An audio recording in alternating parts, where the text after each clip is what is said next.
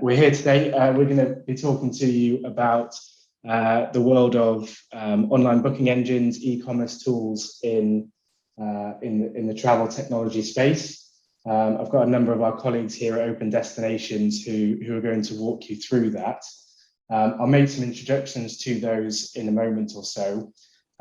Just sort of a couple of guidelines in terms of how we'd like to run the session today. I'm sure we're all well versed in the world of remote webinars and online meetings after the number of years we've had. But we're just going to ask to everybody to stay on mute for the duration of the initial sort of webinar. We're going to have some Q&As at the end.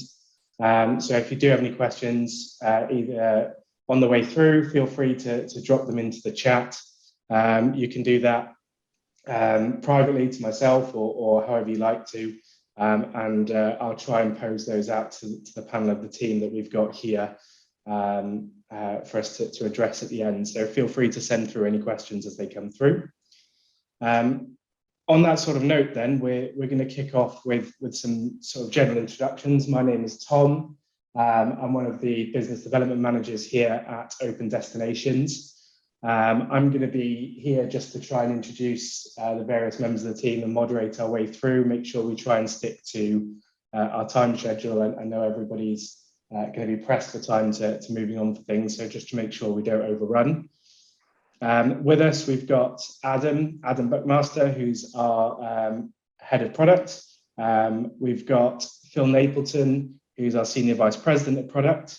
And we're probably going to start off with Kevin, who's our founder and CEO, who will just give an introduction to where we see the market at the moment and some feedback that we've been receiving from some of our customers and prospects before delving into some of the ways we're adapting to those challenges in today's market.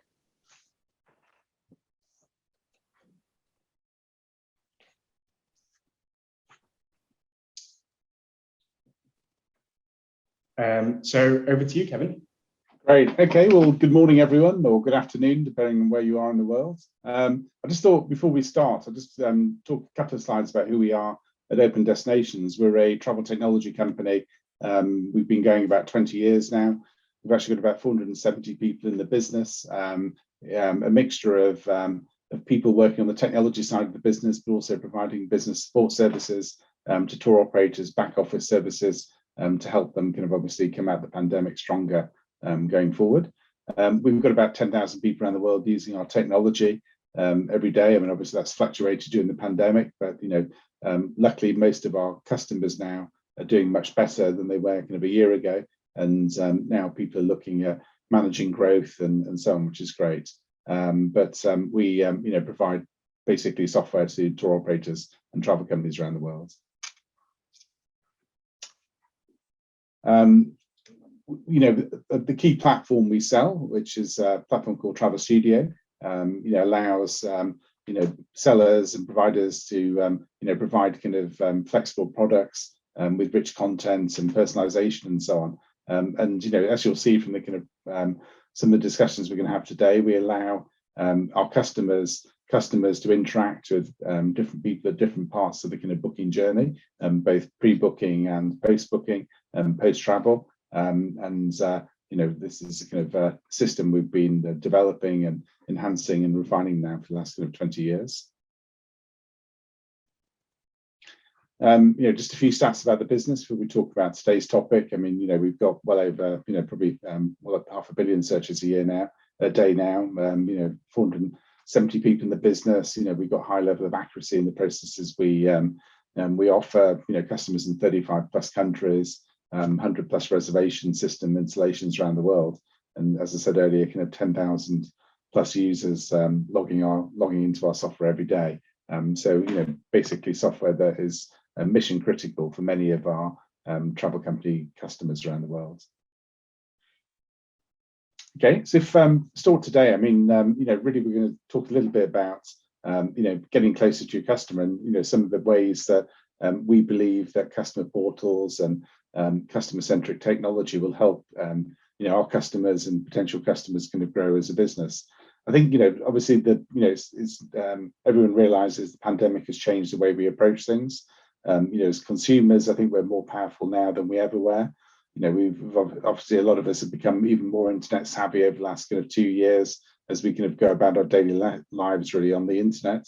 We've often got more money to spend now than we were, than we had kind of 2 years ago after being trapped in kind of different kind of lockdowns over the last 18, 24 months. I mean, luckily, a lot of those are over now. I think one survey in the UK reckoned that on average, the average person had £6,000 in extra spending money to spend. And obviously, a lot of those people are thinking about spending that money on travel and some of the things that they weren't allowed to do before. And obviously, many people have had lots of time to think about what they want to do and where they want to go. And I think now it's the challenge for travel companies, really. I think the consumer expects a high level of online service. The kind of Amazon effect. We need to know where our bookings are, at what stage they are, what's been confirmed, the next payment's going to be due, what information is needed from us. We expect, all that online, really, from the travel provider we choose. Go to the next slide. So I think as a travel company, so if we go one more, as a travel company, most travel companies have had a tough time over the last 18, 24 months. Very few have grown, most have shrunk, most have had to lay off staff. Most people have had to do things, to their business they didn't want to do, kind of 2 years ago. And obviously the great news is that people want to travel again, and obviously in big numbers, and want to spend more.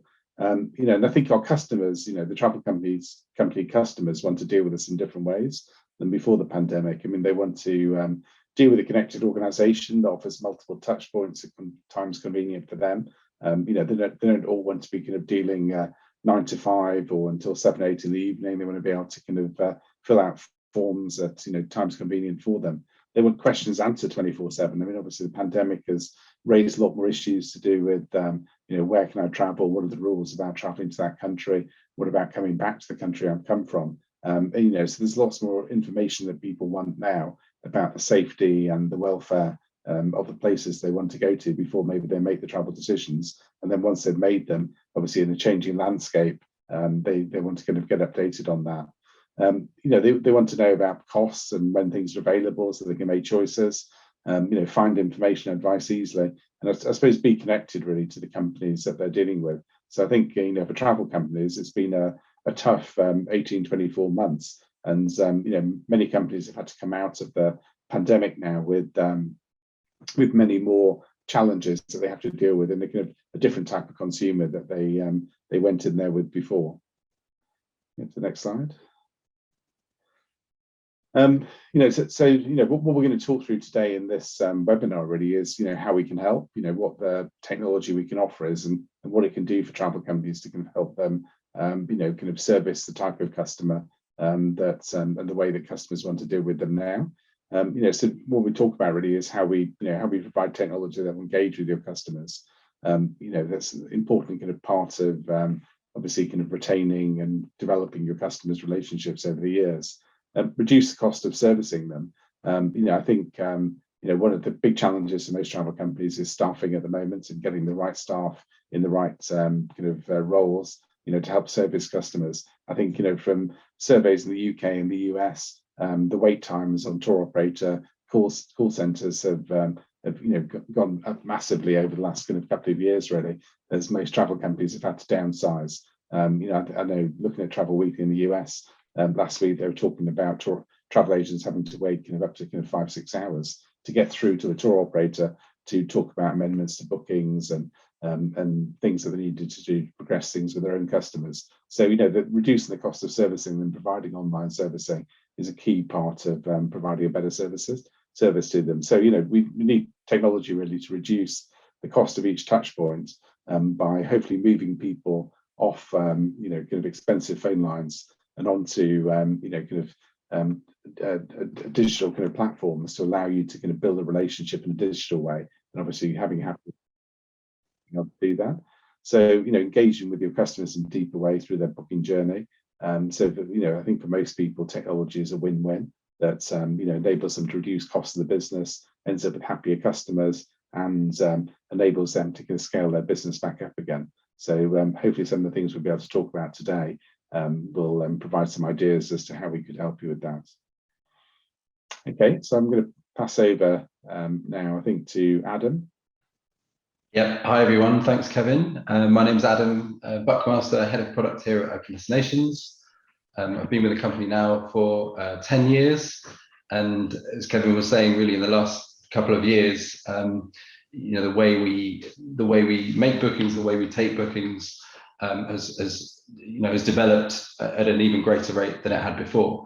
So I'm just going to spend 10 minutes or so talking you through some of the tools that we've developed that we have as part of our offering to really help you lead your customer through their journey.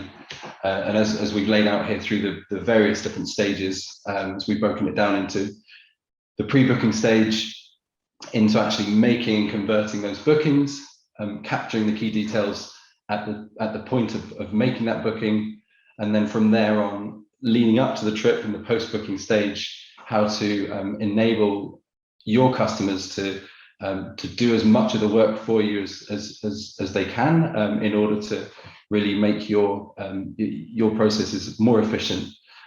So then, obviously, post-booking, leading up to the trip itself, and we've got a number of tools as well that your customers can use on trip whilst they're on their tour, on their travels, and then also after the trip as well, and hopefully leaning back into that loop to another booking and to future bookings beyond that. So some of the product that we've worked with for a long time is really our flagship product is Travel Studio. You can see a screenshot of it there on the right. So that's really the back office which powers all of this. That's where in Travel Studio you can load all of your data, all of your products, whether you're selling pre-packaged itineraries, whether you're selling custom ad hoc itineraries made up of different combinations of, say, hotels, transfers, guides, and so on and so forth. So from Travel Studio, we've then developed a number of front-facing e-commerce tools. So I've just noted a few of the ones that we're going to talk through, and they include online itineraries that you can send your customers a link to. It includes the itinerary mobile app, which your customers can use as a way of viewing information both before, on, and after the tour. And it's also something you can use to collect feedback. We'll also touch on and show you some examples from our booking sites and customer portals. So whether you work with B2B market, B2C market, or a combination of the two, we've got various products that you can use both to facilitate the taking of bookings and also to facilitate the collection of data and indeed the engagement of your clients once they've made that booking. So I'll talk you through some of those features. And then circling back to the itinerary app, there's a lot of functions there that they can use on tour and post tour as well. So let's dive into a few of those. Firstly, within Travel Studio, and this is before you even get online, so in the back end you can build itineraries using the software that you can then generate different forms of documentations, of proposals. What you're looking at here is an example of a link that you can send, so a URL that you can send to your customer that reflects and promotes the itinerary that you've built for them. So if you like, as well as any sort of PDF or documentation, you can also send them this link where they'll be able to navigate and browse the itinerary with as much text description or images that you want to support it. And then it also shows you a price and the breakdown of the price. And then they can then contact you from that page and then continue with the booking process. So that also lists out any inclusions, any exclusions, anything you want to upsell, as well as information, as you can see, about the destinations. So that's something that's very easy to set up as an extension of your Travel Studio backend. And if you could just move on one slide, another aspect that we've been working with a number of our clients on for years is to be able to power their marketing website, or their inspirational website, if you like, where all of your data that's loaded in the backend in Travel Studio, as I say, this may be packages or hotels or combinations thereof. Using our API, it's very easy to showcase them on your website, even if that's just an informational website. However, clicking through on any of these links can also show you static information such as pricing of those trips, but can also take you through to actually making the booking. So the idea here is that Travel Studio is providing the data to then help you promote and sell certain itineraries or certain ideas that might then lead to bookings. So from here, if we could go on one slide, obviously clicking through on any of these might take you to a booking flow, which is something that if you wish, you can develop, again, using our API, that you can develop on your own website. We've also recently, over the last couple of years, developed a white label booking site offering. And you're just looking at an example of that. So this is something that even if you already have a marketing website, you can click through from that website and then land on this booking site. So this allows you to match the styling of your website. So we've just put it with our own branding, but that can easily be changed by you in the settings. And this will allow your customers to click through, view all of the package information or accommodation information or transfer information, again, from your back office, and then proceed through, select one of these, make a booking. You can take payments from the customers making those bookings. We've developed a couple of different versions of this, essentially a similar kind of flow, but if you're selling to B2B clients, corporate or travel agents, they can make bookings with a particular price that you've given them. You can give them a login so that they can view bookings that they've already made, and bypass payment protocols if you want to invoice them later. The B2C version can also be integrated with a payment gateway, allowing you to seamlessly take credit card payments through this whole booking process. So yeah, there are various parts of this portal, this booking site. What we're showing you here is just the package results, but as I say, that can seamlessly take payments, which then flow directly back into Travel Studio. And then moving on into the post-booking phase, this is just an example of a booking that's already been made. Now you can send a link to your customer, again, as part of any document that you're sending them from Travel Studio or even outside Travel Studio. Sending them the link allows them to then navigate to this customer portal. Again, it's available for B2C and B2B, and they can log in to bookings, whether they've made those bookings through the booking site or even bookings they've made offline. This is a way of making more efficient that process of collecting the information, without having to necessarily chase them for it or input it yourselves. You can get the customer to input things such as dietary requirements, special requests, as you can see the example there on the screen. Passport information is another one. They can also upload documents. They can download documents you've already sent them. And they can also pay outstanding balances. So if in order to take the initial booking, you've simply taken a deposit payment, they can come in here, log in with the credentials that you sent them, and then pay any outstanding balance directly from the portal, again using that same payment gateway integration. So we've integrated with a few different payment gateways that can be connected into this system. Again, this is available both for B2C and B2B clients, and in both scenarios, it's possible to log in and view across multiple bookings that you made before, as well as going back to the booking site to make new additional bookings as well. And then moving on, once the booking's been taken, I'm going to talk a little bit about Itinerary, which is our mobile app, which again is something that provides a lot of information, but also the ability to capture information from your clients. This is something that you can send your customers a link to download the app. Along with the link, it will directly send login information. So by logging in, they can view, again, if they've just booked one trip, they can view information about that trip. If they've got a number of bookings, future bookings with you, they can browse through multiple trips, and then just some of the information that they can browse through about the trip is day-by-day itineraries, what's going on each day, even down to the level of detail of timeline. 9 o'clock depart hotel, 10 o'clock arrive for sightseeing. That's that sort of level of information, and obviously that's something that can be valuable leading up to their trip, but also on the trip, and it's something they'll always have with them.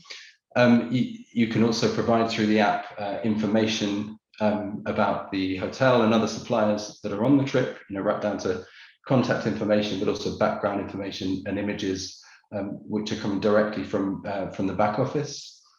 You can also enter maps, whether that's a map for the whole trip or a very detailed map of where exactly they're going on day 2 on the city tour. They can also use the app to chat to other travelers on the trip. And similarly to with the custom portal, they can also upload and download documents. It's a very useful place to keep lots of information, rather than carry around reams of paperwork. And then in order to customize the app for your own use, you can add as many other pages and types of content onto the app, along with that essential trip information. And then last slide from me about this one.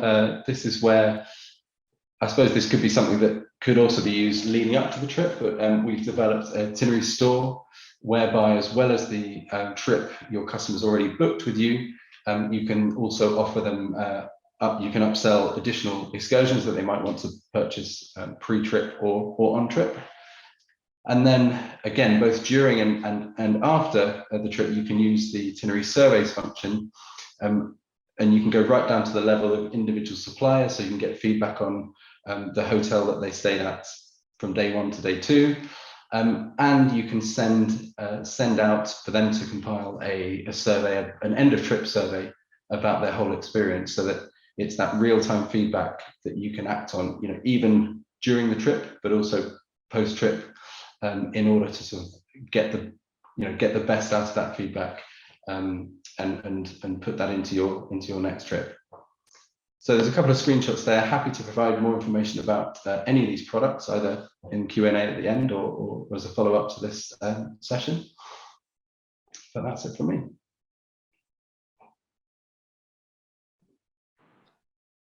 Over to you, Phil. Okay, thank you. Thanks, Adam. Yeah, so building on what Adam's been talking about with the different tools and things that we've been working on internally and with our customers, really want to sort of bring that to life a little bit by talking about some of the custom experience examples that we have working with our client base on those kinds of tools. So got a few examples to talk through with you with the time that we've got left. So really, I guess sort of setting the scene on this is that obviously post-COVID, and I'm sure as a lot of you guys are seeing, is that what we're hearing with all of our clients is that their business is rebounding extremely strongly this year. So that we've got clients who are full, their products are full, their trips are fully sold for this year, and they're substantially sold out for next year. You can see with some of the stats, and I'm sure people are sort of subscribing to and reading some of this information about the level of bounce back, both in US travel business as well as in other markets, with numbers of flights being booked, searches, booked trips, both with tour operators and business travel as well as leisure travel, all coming back extremely strongly. But with that is a background of staff shortages.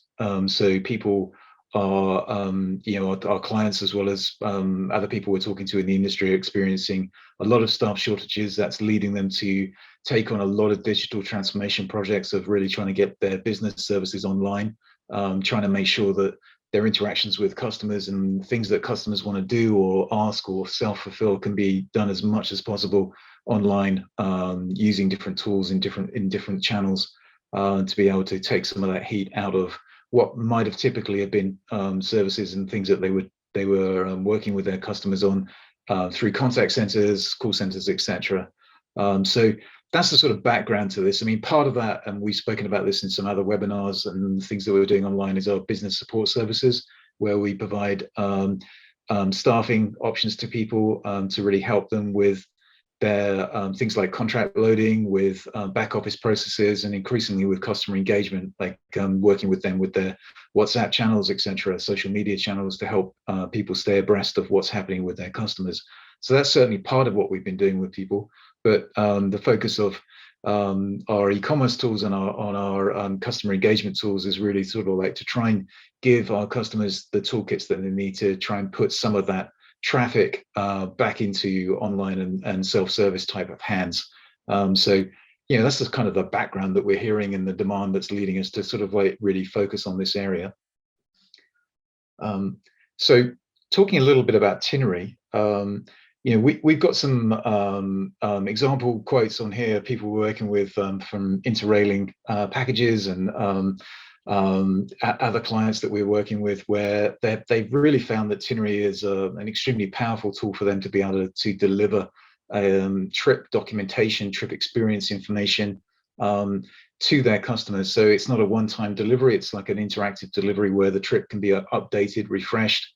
So obviously if you fulfill a trip into Tinnery pre-travel and there's going to be changes on that trip or supplementary information that's going to go onto it, that can drive into that Tinnery profile for the customer to be able to get things that Adam was talking about, like messaging, interactive maps, even surveying, both post-trip, pre-trip, during trip, a whole range of different engagement models that really allow our customers to be able to get those kind of benefits.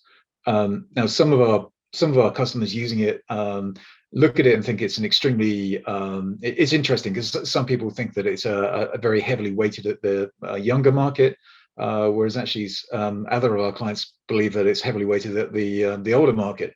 But you know, which I guess kind of leads us to the conclusion that it's really horses for courses, and that it's definitely got, from our standpoint, sitting as a neutral, is we've got customers using it right across the board.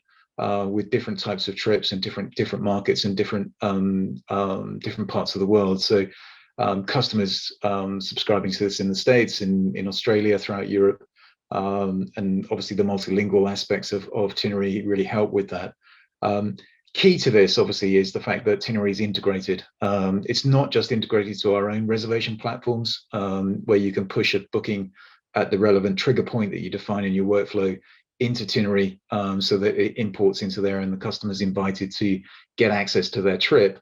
But it's also got an open API and even sort of flat file or XML structured data that you can import into Tinnery from other systems. So there's the ability to integrate that with other systems. It's an open platform in terms of being able to put those trips in front of your customers and be able to interact through the app with them as they go forward. So that's Tinnery. Sort of turning to the customer portal side of things. One interesting project that we worked on during COVID was with Tradewind Voyages. Tradewind had this rather beautiful ship that you can see on this slide, which is a very large clipper ship, which the concept really being that it exploits the trade winds. So it's be sailing the world, and people would come on here and stay on this for different sections of its sailing itineraries and take an amazing experience on the trip. Now, as a business, they've launched during the pandemic and it's now an operating product, but obviously we were very happy to partner with them throughout that period. But one of the to get them live on our systems, but one of the major aspects of them and their goals is to make sure that they didn't need a contact center to be able to power their bookings and be able to support both B2B and B2C bookings coming onto the product, which means that as well as deploying Travel Studio as the back office, mid office system for reservations, inventory, operations, sending out the manifests, controlling payments, both accounts receivable, accounts payable, all that kind of, and inventory on the vessel, obviously as it's going around its different sailing dates, is that we've also deployed our booking engine, our web-based booking engine, which is branded as TradeWinds. So you can go on their website and you can click through on this and experience this both as a B2C consumer. But obviously there is also an agent trade login area, which takes you into the B2B side where you've got trade pricing, trade commissions. You can look at all of your different trade bookings. If you're a credit customer as a trade agent, you're going to be able to see and confirm your bookings. If you're not credit, you're going to be able to pay for them, put payment details into there. And as a B2C client, you're going to be able to go through and make a booking, and also be able to pay for it, come back into that into the portal, make stage payments, upload your travel documentation. That can include COVID related documents. Thankfully, the world's needing fewer of those, but there are still some trips where those are still relevant. They can be uploaded into the portal, along with insurance information, customer preferences, different things that you might configure as being required as part of that booking journey, as well as giving them access to any trip documentation, statements of account, invoices, thank you letters, whatever you need to put into the portal would all be available for them too. So that's a live example of where throughout this last couple of years we've been able to work with the customer and deploy top to bottom the system really, but really bringing it to life with the web booking engines that allow their customers to be able to make those bookings, but not just make the booking, but then come back into it and get access to all of that post-booking range of services that would otherwise drive the customer to pick up the phone or send an email. And obviously key part of TradeWinds offering or business model is to not have that range of people required to service those bookings. Turning to and sort of another aspect of online booking is Queensland Rail. Queensland Rail is obviously a slightly different kind of booking to TradeWinds voyages. So it's a much more sort of point-to-point or trip-based journey. But this is a long-distance rail network in the state of Queensland where you can be on the train for over 24 hours traveling the length of the state.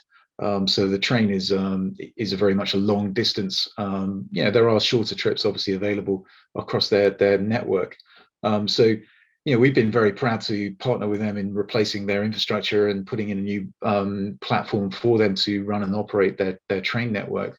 But a very major part of that and a major part of their drivers for their project was to make sure that they were taking traffic away from their contact centers and putting it online. Now, a major aspect of that in the rail world is passenger concessions, and also for them the booking of ancillaries. Australia being Australia, the ancillaries there are surfboards primarily, and also some bikes. It's a major part of the booking journey that people want to be able to book those. Are only really going to proceed if they know that they can put that piece of equipment that's important to their trip on the train. But also concessions. So there's a lot of functionality that we've got in our systems to be able to handle concessions, but really the point here is that we've been able to tailor our standard out-the-box web booking engine to be able to accommodate things like that in order to be able to make sure that key drivers that would take a customer online.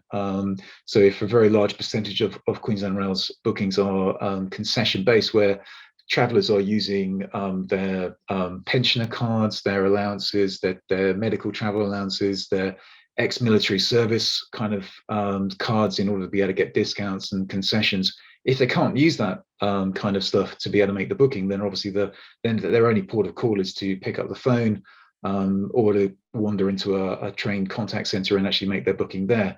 Obviously, that creates staff demand, that creates traffic for people to be able to deal with all of that, which Queensland Rail obviously would want to fulfill and want to handle, but yet in challenging times with challenging labour market, it's a much better outcome for them to be able to put that kind of booking scenario online. And obviously there's a big benefit for their customers too. There's a massive convenience factor for them to be able to then make those bookings online and know with certainty that those processes are not steam driven. They're not landing in sort of forms that then need to be typed in or somehow migrated into a back office system. They're tightly integrated through the API processes into that booking journey and into the back office operational procedures. So concession numbers are validated, rail inventory is being taken, other products inventory is being taken, payments are being pushed straight through into the back office system and out into relevant accounting systems. So making sure that online journey, that digitization of their customer journeys isn't superficial, because obviously in that case you would just simply be moving a human resource component from dealing with the customer directly to manning some kind of like post-booking or post-operational process. So that deep integration was a very important part of this aspect for the project. And I'll hand you back over to Tom. Great, thanks, Phil. Thanks. We've kept quite well to schedule, so we've got time for a few sort of questions. If you've got any, feel free to send them through. One or two did come in while both Adam and Phil were talking, so I might just pitch these back to either or both of you. Maybe you can fight for who gets to answer. But one of them was referring back to something Adam was saying in terms of being able to customize these online portals and the Tinnery app. How much of that is controllable to sort of change the way it looks, shall we say? Sure. Well, yeah. I mean, a couple of examples I mentioned. One was where you might build your own website. You might already have a website that you want to then connect in to Travel Studio so that Travel Studio can power the data on it. Obviously, there you would have full control over the look and feel.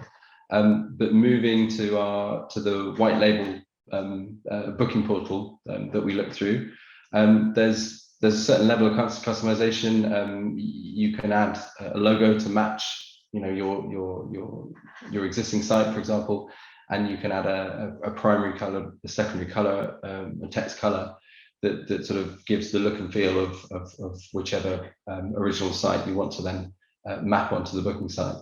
So those are the customizations you can do out of the box. Yeah, does that answer the question? Yeah, I think so.